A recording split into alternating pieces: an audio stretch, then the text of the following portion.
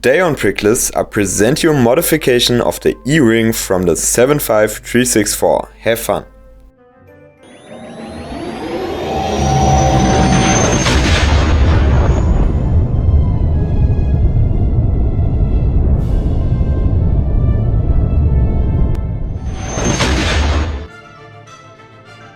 The E-ring has been a real fan favorite for Star Wars fans for a long time now.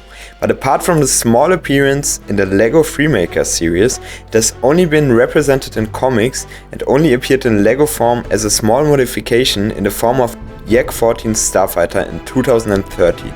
But now that he has made a guest appearance in the first episode of the new Ashoka series, LEGO has decided to bring the E-wing back together with Shin Hati's Starfighter. As promised, I present you the set E-wing today in this video. As with the other sets of the Ashoka series that I have presented to you in recent weeks, the E-wing has also been lucky enough to receive a small few modifications, which as with the others have been created by the designer Pixel Dan, so I wish you a lot of fun in advance. The E-wing in combination with the modifications now consists of 630 parts, 400 which came from the original set and 230 which you have to buy separately. The price of the extra parts is about $15 plus the manual, which will cost you $5, so you are close to $20 in total. The modifications to the E-wing include the following new features. He changed the windscreen to be more accurate to its shape.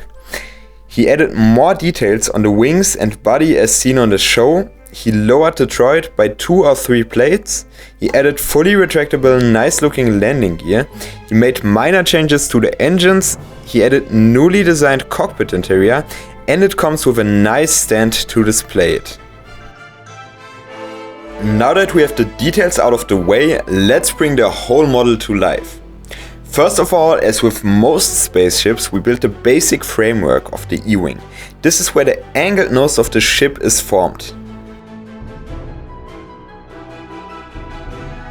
Then we built the rear part. There we use a lot of technical rods to build the foundation on which the wings will later be attached.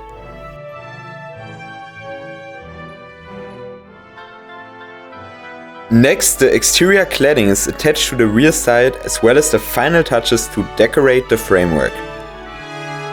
In the next step, it is the turn of the wings, for which a mix of panels is put together, which are then covered with blue and white parts. Turbines are attached to the underside, and at the end of the wings a part that carries the ship's blasters.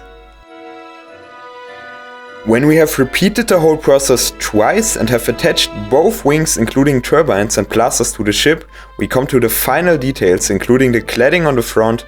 For this we use a part with stickers that covers most of it and the new cockpit that creates the final touch of the spaceship. The stand is as always the last part and is built fairly simple. 189 parts are this time the yield for your brick collection when you are finished with building the set. Now it's time to take a closer look at the spaceship. We start with the front of the ship, where the first modifications have already been made. Firstly, it has been made longer and slightly flatter compared to the original, so that it is partly compatible with the shape of the new cockpit and also has new details on the outside and the foremost point of the tip. The windshield itself is originally from the 75346, the snub fighter, and in my opinion was used very cleverly because it shows the character of the E-wing better than the conventional X-wing windshield part used in the original, which was printed however.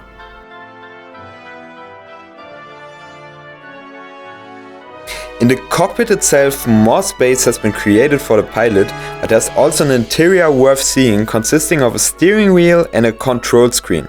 On the back there were some changes, especially in the area of details. The cladding now consists completely of individual parts, which provides variety and depth, especially with the variety of parts used.